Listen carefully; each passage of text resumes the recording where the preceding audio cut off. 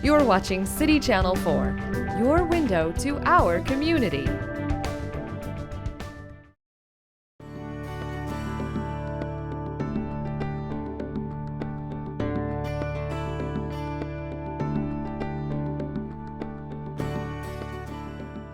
Good evening. My name is Doug Boothroyd.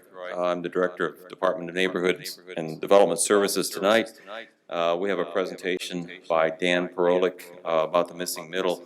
Before we start that presentation, this is being recorded. It will be played on our public access channel. We're going to leave time for questions. Over here is a mic. We'd appreciate it if you use the mic so that we can get the question recorded, so we can hear it on the recording when it's replayed. With that, I'd like to introduce Dan Perolik. He's a architect and urban planner. He coined the term missing middle, which he's going to talk about tonight. He's been at the forefront of development of form-based codes, a co-author of a form-based code book in 2013. He's also a member of the board of the Form-Based Code Institute. They have a website. If you want more information, you can Google that. The missing middle is also, and he'll probably talk about that, they also have a website you can Google.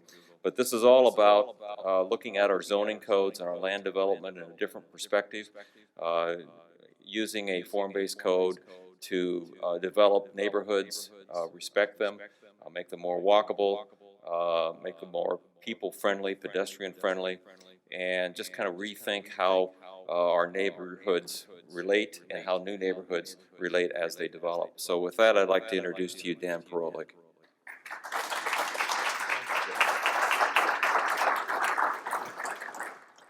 Good evening. I'm Dan Perolik. I'm the founding principal of Opticos Design. We're a Berkeley, California-based architecture and urban design firm. And that being said, I actually hail from the thriving metropolis of Columbus, Nebraska, if any of you are familiar with Columbus, Nebraska. So I have roots here in the Midwest, and I was joking a little bit today that I got my architecture degree at the University of Notre Dame, and so when I was driving back and forth from near Omaha, my hometown of Columbus, to South Bend, Indiana, Iowa City was always the halfway point.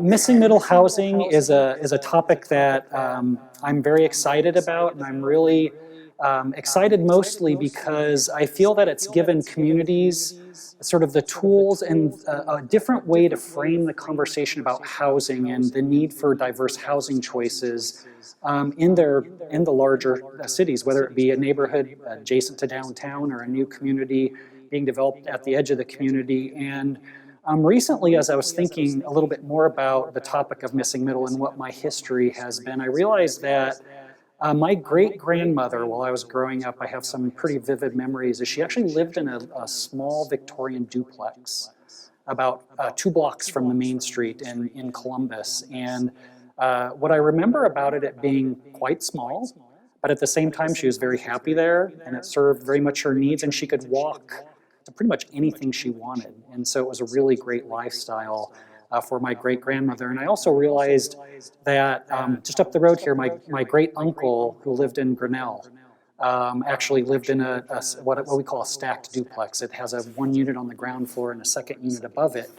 And so I'm sure that had a lot or somewhat to do with sort of me thinking about these types of housing choices and how people lived as I sort of moved through my architecture and my urban design training. So it's really great to be back here in the Midwest and getting an opportunity to talk with this missing middle housing with you here in Iowa City. And whenever I'm in a community doing this, I always like to go out for a run in the morning. And so this morning I went and sort of ran just kind of up and down, started north, ran up and down the streets, headed east, a little bit south. And it became really evident to me that, and even with the stories that I've been told, that this is a community that's really passionate about their neighborhoods, and that always gets me really excited. And I think every community really needs the type of people that you seem to have here that are really looking out for their neighborhoods, really vested in their neighborhoods. And I would imagine that there's a really strong sense of community in these neighborhoods as well. I've never seen these little sort of icons, the neighborhood icons at the tops of the street signs. That was a really cool little feature that I noticed when I was running around this morning. So one of my company's very first projects was in Isla Vista, California, which is in Santa Barbara County. And it was, Isla Vista is adjacent to University of California at Santa Barbara, so it has some of the similar issues that you have here in Iowa City with, you know, how and where to house the students and how the student housing interfaces with the folks who are living there full time. And an interesting part about this is that the story is that when we first came into this project, the Citizen Advisory Group, just one of their first messages to us as the leader of the master planning and the recode writing process was that we don't want more than 17 dwelling units per acre. And so you know what goes through in my mind is, well, why isn't it 18 or why isn't it 16.5 or why isn't it, you know, so what does that number mean and what is it inherent in that number, dwelling units per acre, which is how you calculate density as in planning, is that they're afraid of and don't want to sort of go over that threshold. And so we took them on a walking tour. We found over the course of the last 20 years, this is a great exercise where we went into Santa Barbara, we walked through the downtown adjacent neighborhoods, and we saw these great range of missing middle housing types. We saw some bungalow courts, we saw fourplexes, we saw duplexes, and then we came to this great, what we call a courtyard apartment building. And we sort of talked a lot about it, what the great characteristics of it were. The Citizen Advisory Group said, this is what we want in our master plan and reinforced in the new code update. And so I said, give me just a second. And so I went around and I counted the meters, sort of counted the doorbells, took out my calculator and did some math. And I said, by the way, if density is what you're basing this decision on, this is 42 units per acre.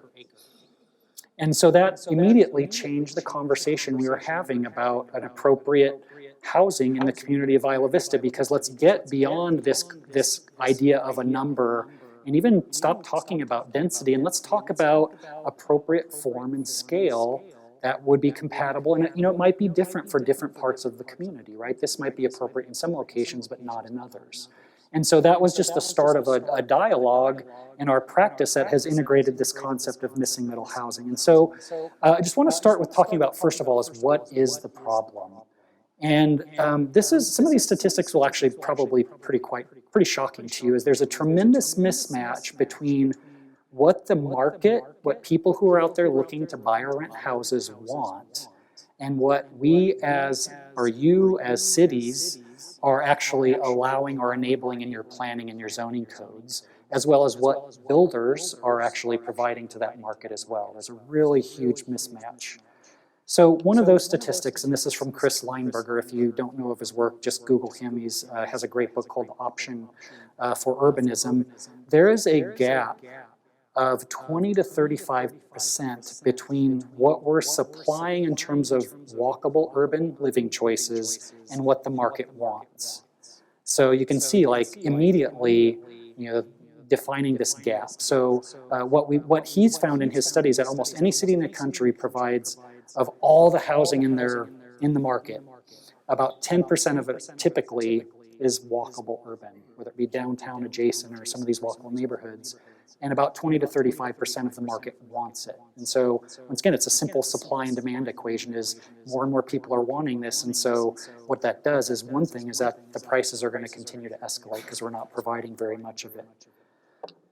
75 to 85% of households by 2025 will not have children in them. Right? And part of this is because baby boomers are a big percentage of our population, right? Their kids are moving out for the second or the third time. And then there's younger folks who are choosing not to have children. But that's a pretty shocking statistic. And in terms of thinking about what the impact of that is on the types of housing that we're providing in our communities, it really has a dramatic impact on that. And Chris Nelson, who's one of the national experts, really, if not the national expert on household demographics and residential market demand, has calculated that there's a 3 million unit shortage in small lot attached housing types. 3 million units, right? And that's across the country, right? You can imagine every community plays a role in adding up to that 3 million unit shortage. So I often say, if you're a community that's thinking about economic development and thinking about sort of vibrant, walkable neighborhoods, we need to be thinking about providing housing that will help meet sort of this gap and this shortage of housing of these types. And then, right, there's cities like Iowa City, Norman, Oklahoma, where we've worked, Isla Vista, California, that these academic institutions are not shrinking, right? They're getting bigger and bigger, and many of them aren't providing more on-campus housing. And so you have to calculate what that impact is to a community and try to put some tools in place to help address that. And we really feel that missing middle housing is one of the tools that communities need to have in their toolbox, right? Because ultimately, and a lot of, if you put a great plan in place, evolution can be a really good thing, but you just want to be careful because, right, without the right tools in place, those pressures are going to add up to tear downs, potentially incompatible development, development that's not in compatible scale and character with your community or the vision that you've put in place. So the second point that I want to make is that what I call conventional zoning, or sometimes it's called use-based or density-based zoning, really cannot effectively regulate for a mix of housing types. And let me just tell you a little bit more about that. And the point that I want to make, I'm going to talk a little bit about some of the strategies in just a little bit, that when we go to communities and we talk about missing middle housing, every single one of them really needs to sharpen the pencil in terms of what their what their planning policy, their comprehensive plans, and their zoning codes actually allow or encourage. And, right? Because over the course of the last 30 to 40 years, and at some point, every single community in the country upzoned their neighborhoods adjacent to downtown, right? And it's, they got examples similar to this, right? Buildings that kind of turn their backside to the street, no windows, no doors. A lot of times there'll be big surface parking lots, and just not in character with the context and the neighborhoods that they reside within. This is not, this is not just an Iowa City problem. Every single place we've worked across the country has a version of this that usually has a local nickname, and it's not a good one. And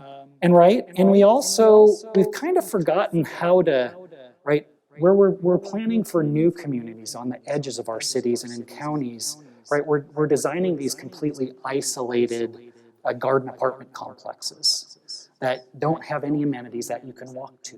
And I call it density without amenity. Because usually if you're choosing to live in an environment with higher densities, you're usually trading that off because you can walk to the coffee shop or walk to the restaurant or walk to the movie theater or walk to all of those. But what this type of environment, which most of the cities across the country, their planning and policies and even their zoning basically encourage this type of sort of really detached garden apartment buildings in the suburbs. And nobody by choice chooses to live in this environment. It's usually this is the only place they can afford to live, right? And we want to be creating the types of environments that people are choosing to live, the lifestyle that they want to live, in particular walkable urban communities.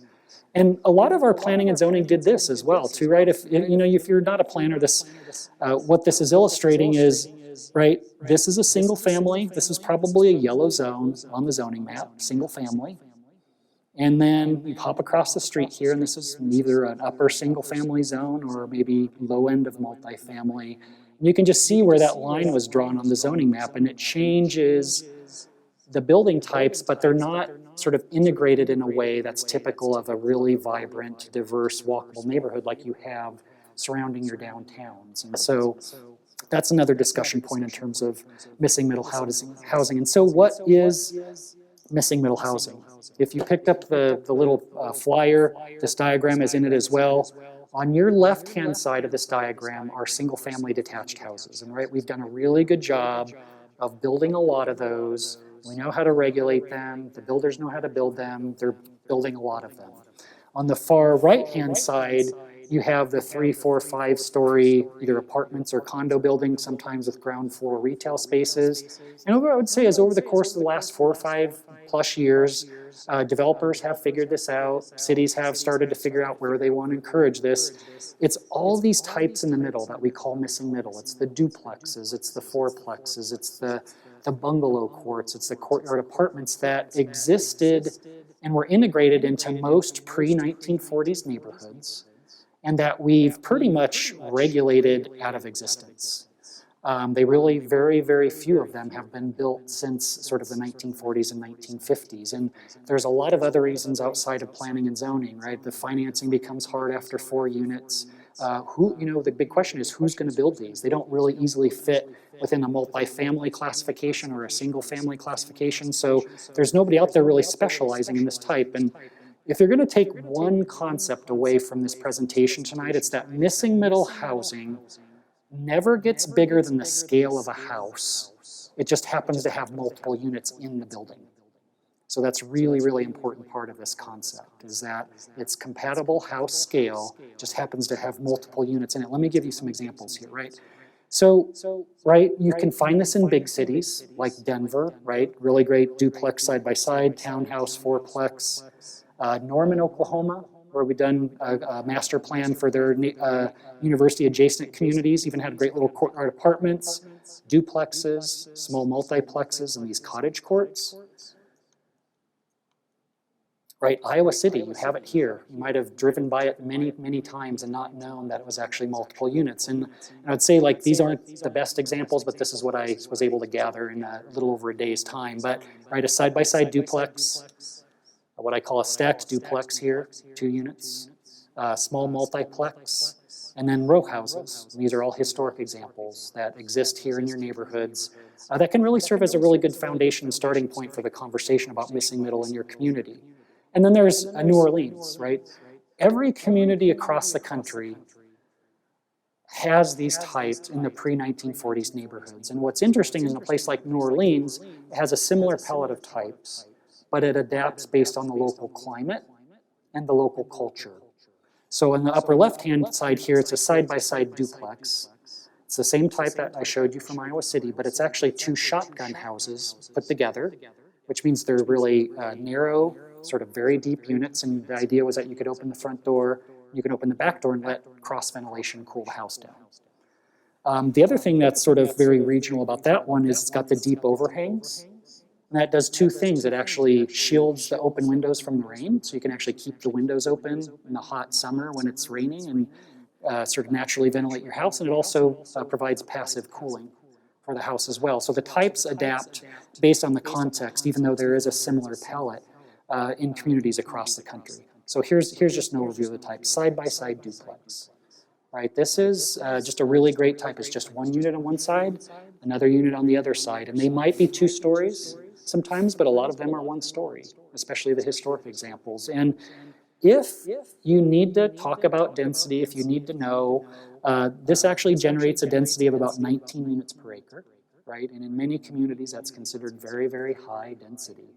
Although, if you think of high density, this isn't the image that comes to mind, right? This is very compatible with most single-family homes.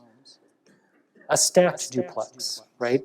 You go in this door, and there's a ground floor flat, and then you go up this door, there's a set of stairs, and there's another flat up on the top. And this is a building that I ride my bike by every day on my way to work. And I love this stacked duplex type. Most of the block are single-family homes, and this is just kind of slipped in. And you would really never know, once again, this is about, it looks and feels like a single-family house. Bungalow courts. And I haven't found any of these in Iowa City yet. I found them in Omaha. I found some in South Bend, Indiana. They're just a series of small, usually about 650, 700 square foot cottages, sort of, there's usually 3 or 4 of them on the side, oriented onto the shared courtyard space, and then 1 at the back, fronting onto the space. And people love these. The places that whenever we're out documenting these, if we walk into the courtyard, which is kind of a little bit stepping into the sort of a private space, people will come out and talk to, first of all, ask why we're there and why we're taking pictures and sort of writing notes down. These types of units are very actually hard to get. They're usually the types of places that you pass it on to your best friend or to your sister or brother, and they actually never end up on the market because they're so highly sought after. The ancillary unit or the carriage house, I think this one's pretty straightforward. The fourplex, right? This is a great example from Dallas, Texas. Unit here on the ground floor, another unit next to it, and there's a door here that takes you upstairs, so then there's 2 more units on the top. And this one generates a density of about 29, a little over 30 dwelling units per acre. So, right, you're sort of getting up in scale. The interesting thing about this is there's actually a building right next to it. You can kind of see the bit of it here. It's actually the exact same size. It's 2 stories, same width, same depth. And it actually has 8 studio units as opposed to 4 one-bedrooms. And so it actually generates a density of almost 70 dwelling units per acre. So, right, part of this message is that high density, if you want to use that term, which I really, really don't like, does not have to equal big buildings, right? You can have compatible small buildings. This is a small multiplex in a great project called Miller in Austin, Texas, and a new walkable neighborhood that's been built there in the last 10 years. Really great mix of missing middle housing types. And once again, about 33 dwelling units per acre if you're keeping track of that. Townhouses, I like to show this example in particular because even though many of the examples I show you are sort of historic and traditional in character, missing middle housing is not about a style. It can be fairly contemporary. It's really about the scale and the form of the building and the building type itself. And then live-work units, right? This is a building that we designed in a new walkable neighborhood in Buena Vista, Colorado, that is basically on a 25-foot wide lot, 100-foot deep, has a ground floor flex space that can and then a door that goes up to a 2-story townhouse. So this space can either be used to incubate the owner's small business. Maybe they're an architect or an attorney, or they make cookies and they want to sell them, can incubate a small business, or they can rent it and actually help them pay the mortgage for the purchase of their unit above. And there's also, it's not in this photo, but there's also a carriage house in the back. So you could generate 2 lines of income to help pay for a mortgage. So sort of once part of that gets into talking about affordability and thinking about affordability in a different way, in a lot of different ways, I guess. And so back to this courtyard housing type. And once again, this can generate up to about 50 dwelling units per acre on typical lot size. And so just to compare to the density-based system. And so where do you find missing middle? Right? The buildings in the cream color are the missing middle. The buildings in the white are the single-family detached houses. And this is a pretty typical pattern, and this kind of how I've seen them in Iowa City is they're sprinkled throughout a neighborhood. Typically, in our research, we found that about 15 to 20% of pre-1940 neighborhoods are usually these missing middle types. The rest of them are detached single-family homes. There's no real science to that. It's just that's a pretty typical pattern we see. We also see them along secondary corridors where you have a whole line of missing middle housing types. And then as you turn the corner into the neighborhood, the rest of that neighborhood might be primarily single-family detached housing types. So it's another pattern we see. And then they also serve as great transitions where you might either have larger apartment buildings along a corridor, or you're planning for it, and you want the missing middle housing types on those first couple of lots as you turn around that corner to transition the scale into the neighborhood. And that same transition happens if you have a neighborhood main street and you're transitioning into the neighborhood. So the 2 missing middle types are basically transitioning from that main street, that vertical mixed use, into the neighborhood. So characteristics, what are the important characteristics of missing middle housing? And so this is not just about medium density housing. This is a very specific type and form of place. So missing middle housing typically and most successfully exists in walkable urban communities, right? And what we find, as I mentioned this earlier, is people are trading a lot of times the size of the unit they're living in for the amenities that you get for living in a walkable urban environment. And so that's just a typical characteristic. And it might just be a single corner store with a cafe or a coffee shop. It could be your downtown. It could be a neighborhood serving Main Street with a coffee shop and a hardware store and a couple other uses. The second one is a lower perceived density. And right, it's really part of this is about as you're walking down the street, does the building feel like it fits in? And this is a mansion apartment that we're designing in a project just outside of Omaha. Anybody guess how many units might be in this building? Anybody? 8. So it's between 7 and 8. It can vary based on the unit size. But so the client we're working with in this particular project is actually designing a complete new walkable neighborhood with a variety of different missing middle housing types, and this is one of them. And this there'll be a sort of a street of these types along a drive that goes along a lake at the edge of the project area. And as you work your way into the neighborhood, there'll be fourplexes, there'll be multiplexes, there'll be townhouses and live-work units. So it's a really great strategy, and it's really about trying to recreate sort of a really high-quality walkable urban environment and providing housing choices in a new walkable community. Small footprint dense buildings, right? And tiny houses are kind of the rage right now. I really like them. I think they're actually a really important part of the discussion and the solution, but we're not talking about tiny houses. They don't, but these buildings don't get bigger than the scale of a house, and some of them are actually quite small, right? This is a local example of right up here in Northside. I don't know, it's probably 550, 600 square feet maybe. So, and I'm sure people love to live in this place, right? It's a really neat place to live, great neighborhood. But the important message here is that, right, density does not have to equal big, right? Because that's there's been a default in our planning and sort of our zoning and even our architecture mindset for the longest time. And I think part of that, this discussion about missing middle housing is sort of stepping back and getting away from that. Small, well-designed units, right? Part of this conversation is that there's a lot of people out there who want to live in a small unit by choice, right? Whether they're a downsizing baby boomer, and maybe a millennial who lives by themselves, and they just want a small space. That's all they need, a small space. And our clients who are actually providing small, high-quality units are the ones that are actually doing the best. And this is a great little duplex in Austin, Texas, that's being built by a really talented builder there. That's sort of really hitting a sweet spot in that market. Fewer off-street parking spaces, right? I'm sure there's no heated debates in this community about off-street parking requirements, right? No, okay. So part of this ties back to, right, if you're building missing middle housing in walkable urban places, there's a percentage of the market that will choose to live in a place with maybe without a car, maybe with one car for a family, that basically have the ability to either walk or bike or find some other means to maybe take a couple of their trips every day. What we found is that these types become, they lose their viability from a development standpoint if you start to require too much off-street parking.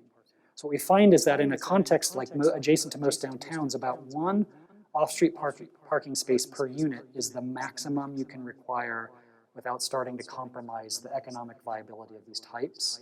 Some places 1.5 if it's maybe a further out on the edge of a community.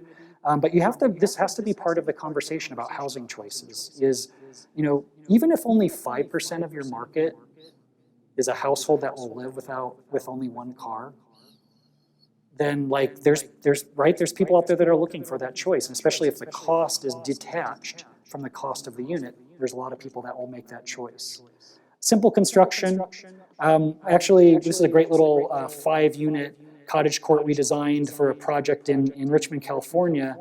And as part of the affordability conversation, we worked with an economist, and they showed that enabled to afford to either rent or buy one of these little 600 square foot cottages, that a household would only need an annual median income of $23,000.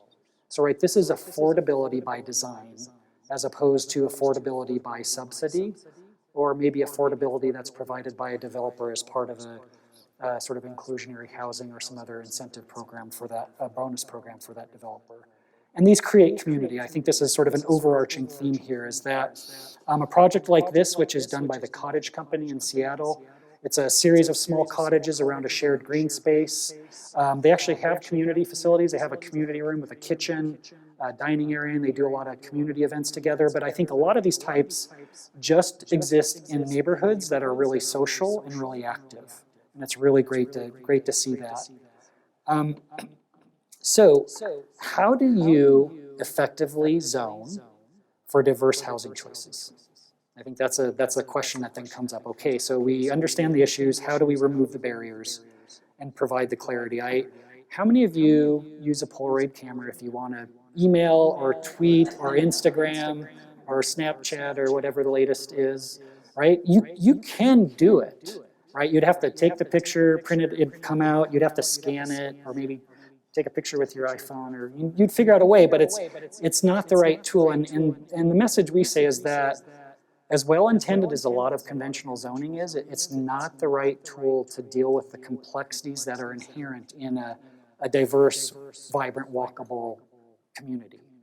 And so we need a new operating system. I think that's part of the reason we feel form-based coding is sort of really catching on so much, because it's providing that new operating system that provides that up-to-date software to deal with the many complexities of a walkable urban community. And right, we've done this a lot across the country. It takes me about 15 minutes to sort of find some, to sort of just probably understand a lot of the history and some of the issues that have been inherent in neighborhoods. And what we typically find is that, right, 1970s, early 80s, maybe even in the 60s, right, there was that upzone. That's pretty typical. All over Austin, Texas, we're doing citywide code update for Austin, Texas. And so it compromised neighborhoods. And so the reaction was, we're going to downzone, we're going to put a historic overlay on it, we're going to put a conservation overlay on it, and Austin put about 15 or 16 other overlays on it. And the intent was really good, right? Because it was a bad decision to upzone the neighborhoods in the first place. But so now you have, cities are kind of stuck with systems that are a little bit complicated and probably not the right tool to address the issues. And so a lot of times we find ourselves through form-based coding is actually compressing a lot of those well-intended layers down into a more effective form-based system. And so that's actually usually you're not getting rid of the intent, right? The intent is really good. And sometimes one or two of the overlays, like a historic overlay, might continue to exist, or some of that content is directly embedded in the form-based code. And I think just one of the things I noticed quickly is that, your code actually introduces a lot of these missing middle housing types, but it actually introduces them as a use, as opposed to just a form, there's a little nuance there that I don't really have time to get into. But even just, thinking about expanding this multifamily category to include more of these missing middle types would actually go a really long way to broadening the clarity of your current zoning system as it exists right now for downtown neighborhoods. So really the zoning districts need to rely more on form and less on density. That's really my message here. It's about sharpening that pencil. And so just as an example, in Cincinnati, Ohio, and in our codes that we've done across the country, Beaufort County, South Carolina, doing it in Austin, Kauai County, Hawaii, all across California, Flagstaff, Arizona, this range of allowed building types is actually embedded into the zoning code. And so this is the table of contents of Cincinnati, Ohio's form-based code. And so this is the full range of building types that are allowed, and sort of through careful documentation and study of the patterns. And I think that's one of the other real differences between form-based coding and conventional zoning. There's a lot of analysis and documentation of the existing patterns to understand what is the DNA of a place. So this is the full range of building types that exists in Cincinnati, and there's a couple of spreads. Each one of these rectangles, I know that are a little bit hard to see, is a new form-based zoning district. And then the black rectangles are the zones that this particular type is allowed in. So as an example, this is one of the new form-based zoning districts in Cincinnati. It's a T4 neighborhood, small footprint. You can see a fairly typical Cincinnati pattern of narrow lots, sort of 2-3-story buildings, some attached, some slightly detached. But this is the range of missing middle housing types that are allowed specifically in that form-based zoning district. And so this might be a little bit technical for some of you, but it's just the concept of really the missing middle is truly embedded into the effectiveness of a form-based code. And so Just like a conventional zoning code has supplemental to use standards, we have supplemental form standards, for example, for the bungalow court. So you define what is the minimum width of that courtyard, what is the minimum depth, can you attach the units or do they need to be detached, and other very specific characteristics for that particular type. The other thing that I want to mention about form-based coding is that in addition to developing for the buildings or the private land and the private development, we find it very necessary to address the design of the streets as well. And so every single one of our form-based codes, including the ones we do at a citywide scale, integrate the design of streets because it's necessary to design streets in a way that promotes the walkability and connectivity that you're trying to create in these types of neighborhoods. So I just wanted to make that and clarify that point for you. So where to start? So just I make a couple of recommendations, right? It's really great to just simply start to very simply illustrate what your existing base zoning districts allow. So I encourage communities to take like their upper single family zones, which often allow duplexes in some of these lower missing middle types, and then their multifamily or medium density types, like the sort of the lower end, and take typical lot sizes, like 3 or 4 or 5 of them in different neighborhoods, and actually show what the worst case scenario build out is under your current zoning. Not the best, because it's really easy to design a good, well, not easy, but you can design a good alternative, actually test the code. And it actually tells a really good story, and it's a good conversation point in communities about, you know, some fine tuning or major fixes that they need in their code writing. And then we often also say, you know, start a photo database of examples, whether it be local or regional or statewide. And most community members will mostly just want to talk about the photographs, right? They don't necessarily want to get into the details of a zoning code. They just want to be comfortable that appropriate scale and character is what's going to be encouraged in their neighborhood. So I just encourage communities to start with a photo catalog of missing middle housing types. So how else is missing middle being used? Cities all across the country, this is really fantastic, are using it in their citywide comprehensive plans.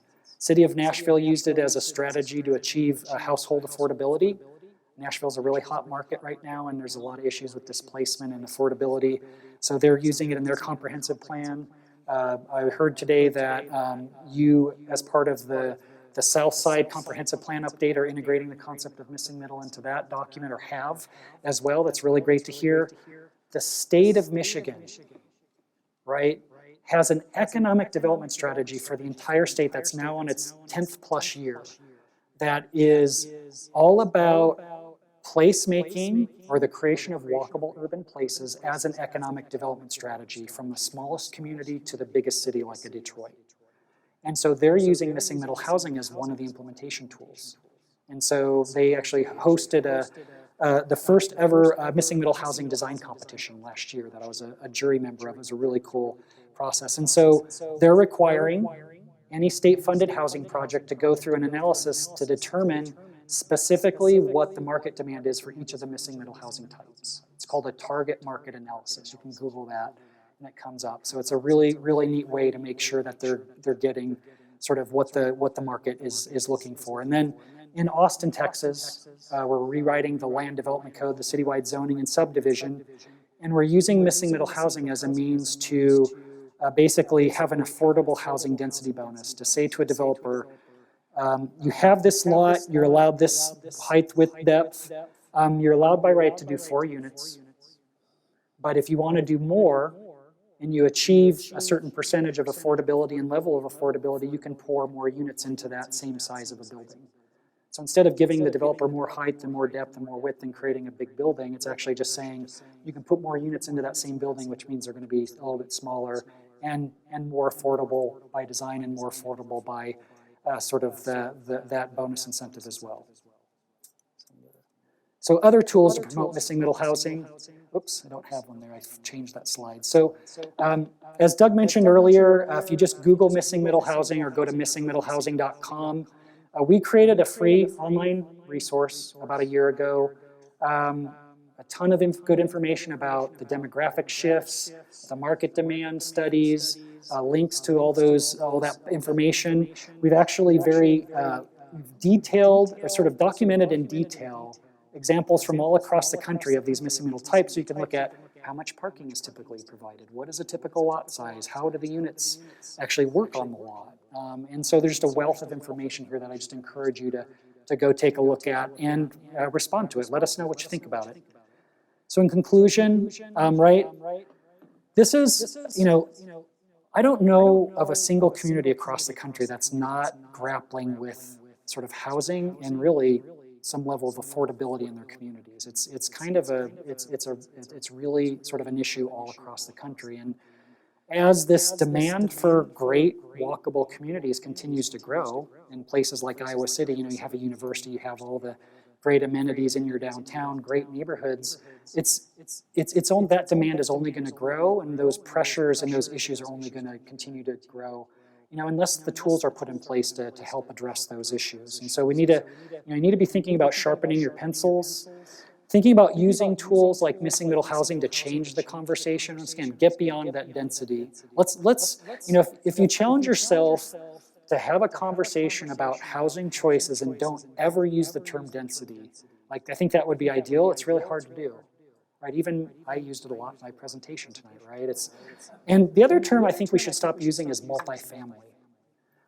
There's just something about it that sort of, there's a connotation in people's minds about what that might be. That's not positive. It's not, this beautiful little duplex that people think about when you use the term multifamily. And to close, really great publication by the Urban Land Institute. It's the sort of the professional development organization. It's called What's Next. It's time to rethink and evolve and reinvent and renew, right? Because what we're finding is that cities are not going to be able to address these problems with their conventional approaches or conventional zoning tools or conventional policy approaches. They really need to be thinking outside of the box. In addition, we need the builders, the local developers, to be thinking outside of the box about what changes do they need to make to the types of housing that they're providing. And that's not going to be easy either. It's like everybody needs to step up and play their part in this. And I think that what I like to close by saying is, the market is waiting. Will your community respond? Thank you.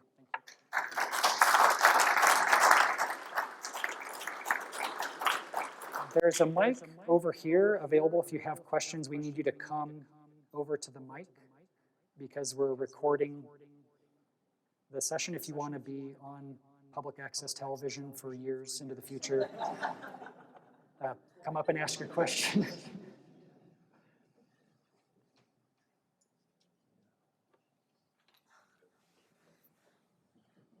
Hi. Just thinking about public transit and the amount of, density, but the amount of people needed to support it, and if the people that are choosing this missing middle housing are, being spread out along blocks and things like that, but are the people that are probably going to be utilizing public transit the most, how do you make sure that you're building it dense enough, to support effective public transit and make it worthwhile for them to maybe live without a car? Or that's a great question. So there's not a science to this, but generally speaking, as a sort of a planning sort of best practice standard is if you can achieve 16 units per acre on average in a neighborhood, it becomes transit supportive. And it also supports small local businesses. And just as an example, the neighborhood that I live in Berkeley is mostly single-family detached with the small lot, 19 teens and 1920s bungalows, but it probably has that 15 to 20% of the missing middle housing. And so the average density in Berkeley is about 18 units per acre. And we have actually extremely robust bus transportation systems in addition to great bikeability and walkability. But so that's, even if you don't currently have transit, I like to say it's transit supportive so that when the community is ready, that transit can be supported by the number of rooftops. So if you don't want to say density, we often say the number of rooftops that are in an area. So. Asking a question that doesn't really have a good answer, but we know that the driverless car is coming. We know that will change the driving, the ownership habits, the parking habits. probably require a lot smaller parking lots for stores. There may be one car owned per block. How can planners today factor that in? Because we don't know the answer, but we know that we probably won't get more cars than we have today. We'll have less. Yeah, that's a really good question. I like to, when we're doing planning processes and form-based coding processes, one of the messages is that all places evolve, right? You can find a photograph from the early 1900s or late 1800s of any, most communities and say, look at the dirt road, look at the horse and carriage, like you evolved and your community is still really great. So as part of that evolution, just thinking about the future, but simple things like, right, if we build a ton of 6- and 7-story parking structures, and all of a sudden there's not a demand for that parking, it's not likely that we're going to tear those big structures down and build something. Whereas if you think creatively about maybe there's surface parking lot pockets that, at some point, if we don't need the spaces, we redevelop it for something better and for something more useful. I think that what's changing parking needs right now in many cities across the country is city car share. And I know you have a car to go, I think, in limited locations. Is that car to go? Zip car, sorry. In communities that we're working in that have that, it's dramatically changing the parking needs because, like in the Bay Area, for example, as developers can provide on-site pods of car share and 50 years of free memberships to their tenants. And it's cheaper for them to do that than provide the parking. And the residents are saying yes. And the developers are saying yes. And Uber and Lyft, right? It's really easy to just get on your phone and click the button and you get picked up in less than 5 minutes, right? All those things are changing. And so I think what it's mostly about is not locking ourselves into a solution, but making sure what we're providing is, able to respond to the changes.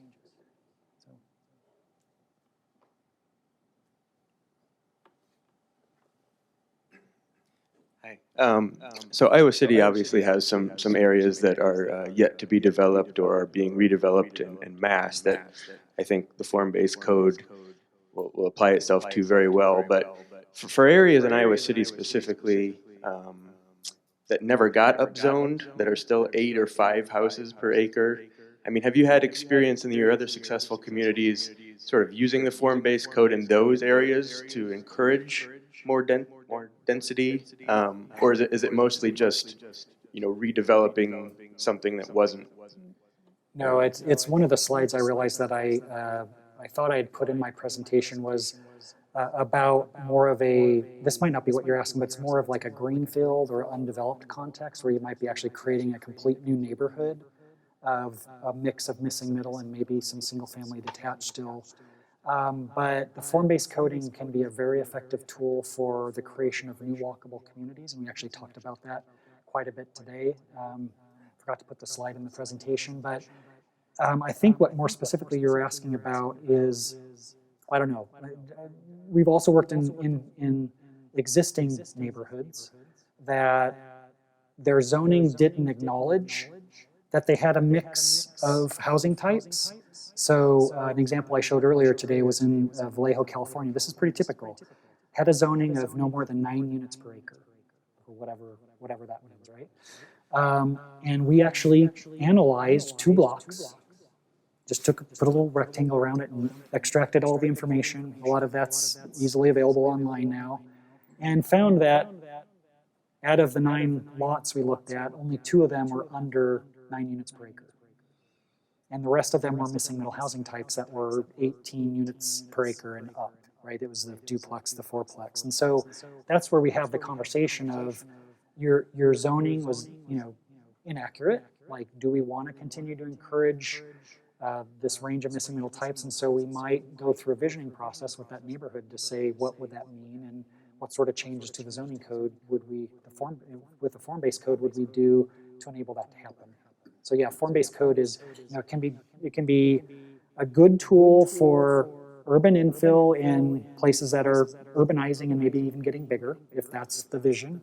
It can be good in really fine-grained conditions where it's neighborhoods, sort of house-scale buildings and a mix of missing middle.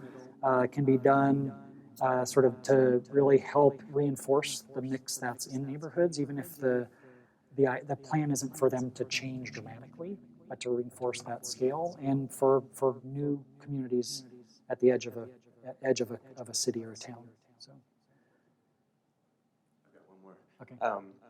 You know, the garden style apartment enclave that you showed, which obviously all around the country is prevalent and is not prevalent here to the same extent, maybe. It's hard for me to wrap my head around this concept getting us to better affordability if, you know, on the scale of Iowa City, you know, I think it's great and exciting and we could use these infills, but do you really think that you could, with the 3 million demand that you put up there, you really think you could get there with this without also putting 300 units on a parcel somewhere? No, I think you need all of the above. So three things is what we usually talk about in terms of tools or how to get affordable housing. Number one, there's subsidized housing, right, where there's an injection of public money to make a project viable, to make units either affordable for rent or for purchase. And then there's density bonuses where the developers are being given an incentive to provide affordable housing. And then the third sort of piece of that is affordability by design. And that's mostly where we see, well, we're doing missing middle at that second tier, but it's where we mostly see missing middle. It's affordable by design. A lot of it has to do with size of the unit, simplicity of construction. It's not going to work everywhere, but you kind of need to, like in Norman, Oklahoma, tremendous student housing pressures, right? Similar to what you have here. Every developer wanted to come in and build extra large everywhere, right? What we said is, you can have extra large. You only can have it in these specific places. If you're outside of those designated areas, we want sort of small and medium, right? And so that needs to be part of the conversation, is where is big okay and actually wanted? Because every community probably needs it and needs to find the location. They need to decide how big is okay. And then, but they also, it's kind of like it's a toolbox, is you need sort of small, medium, and large, and the three different approaches to address it. Mm-hmm.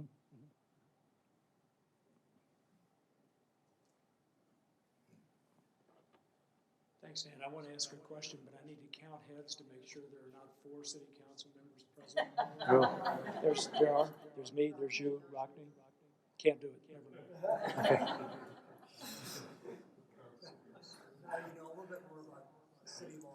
Well, that's pretty typical. So, well, if there's no other questions, I'll stick around for a few minutes afterwards. And I'm excited to be here talking with you about this. I hope so I think it's already, from what I've seen today, has started a really good dialogue about housing choices and some new tools in your toolbox. And, I just continue to encourage you to be passionate about your neighborhoods. And, there's another question. You can do that. Jim, you can tell me what you want me to ask. One question then. So if the city gets a vision for this and to begin doing this, and the developers are either into high-rise or single-family, do you use incentives to begin exploring these kind of in-between options, or how do you transition? Who comes first? Is the developer or the city planning? How's that work? What I would say is the smart developers come first, and you don't. If the vision and the form-based code are done well, it's incentive enough to enable it to happen. Flagstaff, Arizona, for example. Pretty much like the day after the form-based code was adopted, especially for the neighborhoods adjacent to their university, there were developers coming in and submitting applications. And it's not a ton of them. Some of them are like, they don't understand it. It's not part of their business model, but ultimately, a small builder is going to jump in, they're going to be hugely successful, and it'll catch on pretty quickly. And we found that, as one example, a lot of times we find sort of millennials whose maybe their father or their grandfather started a construction business and they're out building suburban apartments and suburban housing, or maybe big buildings, and they want to do something different, and they'll do this targeted sort of missing middle housing approach. So it's there's not a ton of people out there doing it, but we found that when the obstacles are removed, that the builders will show up. We need more of them, but they will show up.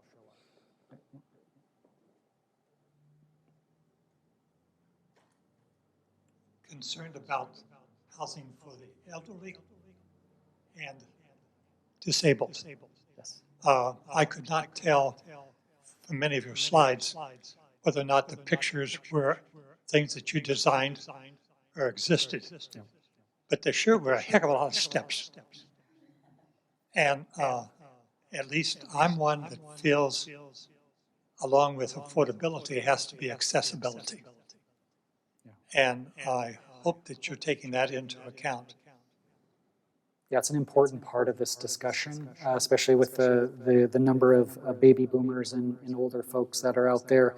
AARP, Association of Retired Persons, American Association of Retired Persons, is actually using missing middle as part of their active communities toolbox as well. And it's sort of, whether it be, you kind of have to decide, is it accessibility, is it universal design, like what level? There needs to be, we need to provide housing for an aging residents in our communities, absolutely.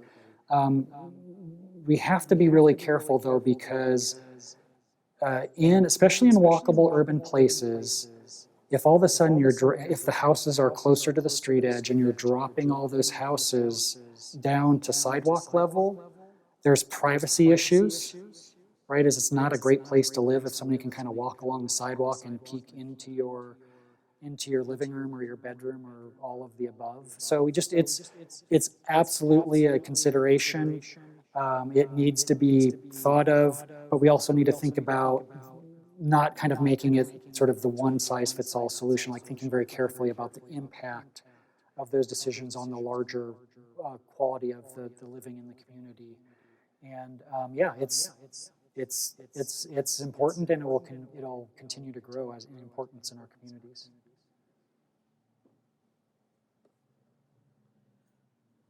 What about energy usage in these places? We're wanting more and more units that have less and less carbon footprint. So are we seeing innovation in that regard as well?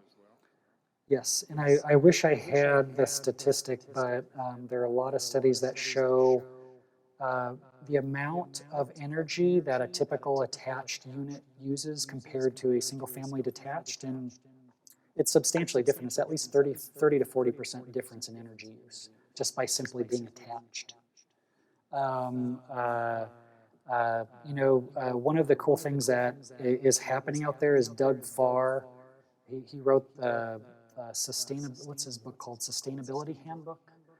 He's actually taken the missing middle diagram and actually overlaid a green building, an energy efficiency layer on it, like put solar panels and oriented the buildings and such. So I think that's an important part of the conversation. I think there's environmental benefits, a tremendous amount of environmental benefits by simply providing walkability in a walkable community in terms of greenhouse gas reductions.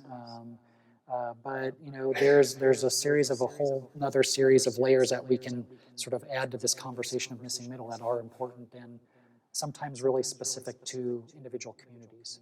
So the more a community can be talking about those things, the better. Okay, so I've almost lost my voice. I just want to close by saying, it's a pleasure to be in Iowa City. The Midwest always feels like home. People are super nice here. Experienced that the whole day today in all of my meetings and when I was out getting coffee and such. So I just encourage you to continue this dialogue. I think it's a really important one for your community. If you want to ask me questions, grab my business card and send me an email, and I'll respond to your questions that you might come up as you're talking about this. And it's just important. It's really important to the future of our communities to be, thinking outside of the box. These are really tremendous changes, and our communities need to be thinking about them. And it's even 5 years ago, especially in a smaller community like Iowa City, I don't think any of us, even those of us who were urbanists or new urbanists, would have really thought the demand would have shifted so greatly for this walkable urban living. But it's happened, and it's only going to increase. And so you have a great community here already. It's only going to get better. And just be thinking about what the future is and how missing middle can be one of the tools you use to accommodate this diverse range of housing choices in your great city. Thank you.